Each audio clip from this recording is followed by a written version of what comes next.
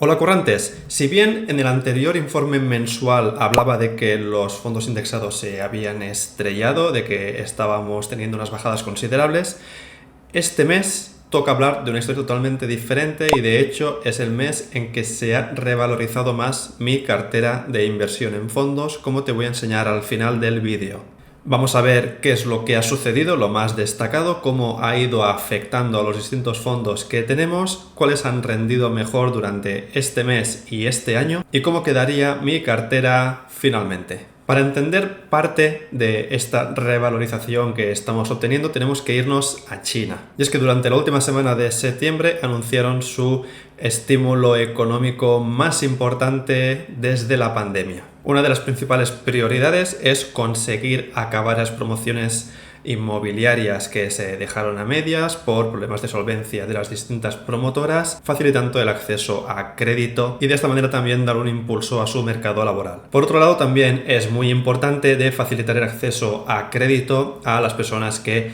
quieren comprarse una vivienda en China, facilitando en primer lugar el pago inicial, pero también reduciendo las tasas de interés para reducir el importe total de la financiación. Con todo esto se espera corregir lo que puedes ver en este gráfico de aquí. Esto refleja la confianza del consumidor y vimos un declive muy importante a partir del 2022, lo cual se está arrastrando hasta el día de hoy. Y esa falta de confianza en la situación económica tiene un impacto no solamente en China, sino también en el consumo de otros bienes y servicios de otros países y de otras regiones, como luego veremos. Sin embargo, este paquete de medidas parece que no va a ser suficiente, como indican los analistas, y sí que hará falta añadir nuevos estímulos fiscales si realmente se quiere conseguir el objetivo marcado de crecimiento económico. Si nos vamos a Estados Unidos, un dato que estábamos esperando todos era la bajada de la inflación y como puedes ver en los últimos meses se está cumpliendo tal tendencia hasta llegar al 2,5% que tuvimos en agosto, y lo cual está mucho más cerca del objetivo de la Reserva Federal, que era de 2 puntos, a partir de la cual podríamos empezar a ver la bajada de tipos de interés. De hecho, ya se ha anunciado una primera bajada que será de medio punto, y lo cual puede indicar la primera de unas cuantas más, lo cual puede ayudar a dar un impulso también a la situación del mercado laboral, que en los últimos meses se estaba resintiendo por esta situación. Sin embargo, no siempre vamos a esperar que esa bajada de tipos de interés tenga un impacto positivo en el mercado bursátil. De hecho, se han visto desde subidas de un 21%, por ejemplo, en el 95, hasta una caída del 10% en el 2001, aunque sí que es verdad que es un indicador que en principio debería favorecer. Un punto importante va a ser el crecimiento de las ganancias y la relación que tengan con las tasas de interés. Si los reportes de ganancias que veamos en el cuarto trimestre no corresponde a lo que se esperaría gracias a esta bajada de los tipos de interés, es posible que podamos ver alguna caída más o menos significativa. Y lo que sí o sí vamos a encontrar, y de hecho ya hemos visto en los 2 meses anteriores, es volatilidad, no solamente por este ciclo de bajadas y subidas de tipos de interés, sino también por ser año electoral. Actualmente la tendencia del VIX, que mide la volatilidad en los próximos 30 días en el mercado de valores americano, puedes ver que la tendencia está al alza. Tuvimos un pico aquí, pero sí que estamos viendo que cuanto más nos acercamos a las elecciones, más volatilidad se prevé que vaya a haber en el mercado. Y si vemos el otro gráfico, podemos observar que a partir de los 40 días justo antes de las elecciones encontramos un pico de volatilidad realmente significativo, lo cual nos va a indicar que el mes de octubre puede ser un mes bastante intenso. Esta volatilidad ya la hemos visto tanto en el S&P 500, como tuvimos en agosto y también a principios de septiembre, y también en el Nasdaq de manera más significativa en los mismos periodos. Fueron 2 momentos que, si tú haces aportaciones periódicas y justamente te coincide con una de estas bajadas, pues seguramente va a tener un efecto muy positivo en tu cartera. En mi caso, justamente las aportaciones las tenía definidas justo antes de la caída, porque siempre las hago a principio de mes y el día 15, por lo que no he sido capaz de aprovechar estas bajadas, pero ya sabéis que yo no hago market timing, así que también es parte del juego. Con este panorama podemos ver que el rendimiento que están teniendo los índices americanos está siendo realmente bueno este año, con el S&P 500 superando ya el 20%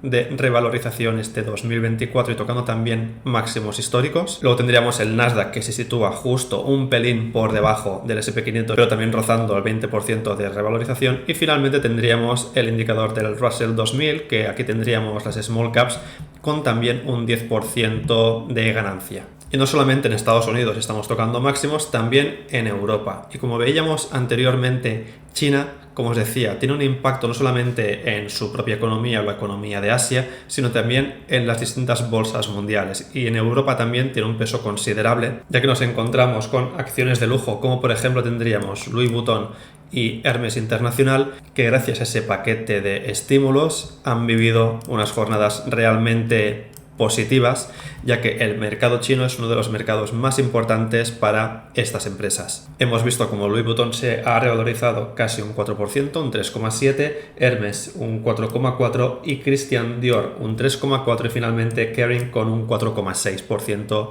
durante este mes. Mientras que veíamos que Estados Unidos y Europa está viviendo unas semanas de esplendor bursátil, si nos vamos a Japón podemos ver que la situación es un poco distinta. Y es que la elección del nuevo primer ministro Shigeru Ishiba parece no haber convencido a los mercados, ya que puede venir acompañada de una subida de los tipos de interés y por tanto un declive en la cotización bursátil. Si ves en este gráfico, tras la noticia de esta más que probable victoria, el índice Nikkei 225 cayó un 6% en una sola jornada. Además, dicha subida de tasas de interés puede tener un efecto positivo en el fortalecimiento del yen versus las otras divisas, pero también puede tener un impacto negativo cuanto a las exportaciones. Por lo que habrá que seguir de cerca cuáles son las primeras medidas que se toman a raíz de la elección de este nuevo primer ministro y cómo afectan las políticas que quiere implementar, como por ejemplo estas para revitalizar la economía rural o distintos programas de exención fiscal. Si pasamos a las small caps, empresas de pequeña capitalización bursátil,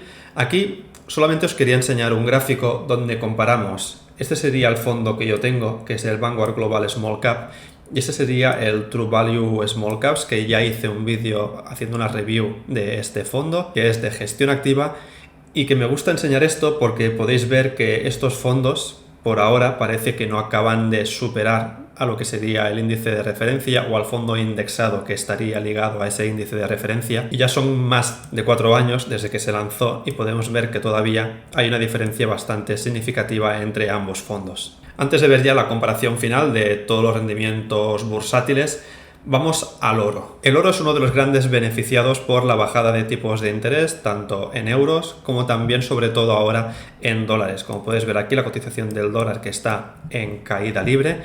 Por lo tanto, el oro se convierte en el activo refugio principal. Además, también recordemos que las incertidumbres globales suelen apoyar a este tipo de activo, y con las nuevas elecciones que tendremos en Estados Unidos, más todos los conflictos de Oriente Medio y el conflicto que sigue activo entre Rusia y Ucrania, favorecen el rendimiento de activos que funcionan bien en situaciones convulsas. En este caso, el oro tiene una rentabilidad superando ya el 26% en 2024 y sigue batiendo máximos históricos. Si miramos aquí la comparativa para ver el rendimiento del tercer trimestre del 2024, ahora que lo acabamos de cerrar, podemos ver que el ganador ha sido el MSCI de Asia, excluyendo Japón, con más de un 10%.